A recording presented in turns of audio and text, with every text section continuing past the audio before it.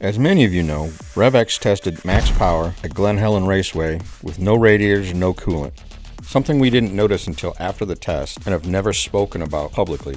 Later after the test, we went to Bill Brown's shop, Rod Tech, to tear the bike apart. Upon tearing the bike apart, we found oil on several parts of the bike. Sometime later, after looking at MXA's footage, Mosman had oil on his boot and on several parts of the bike. The Dirtbike magazine footage, it was clear what happened. A bolt was missing from the water pump cover. Without it, oil was leaking out of the engine. By the time we got it to the shop, it only had about a quarter of the oil left. So despite a complete loss of coolant, radiators, and most of its oil, this bike kept running in 106-degree heat. That's a testament to the extreme protection max power gives your engine. We're on trails all the time that we're 10, 15 miles away from the truck. Why not?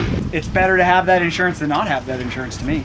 Would you buy this and put it in your bike? Yeah, 20 bucks, easy buy. Easy modification, easy horsepower for 20 bucks. I like it.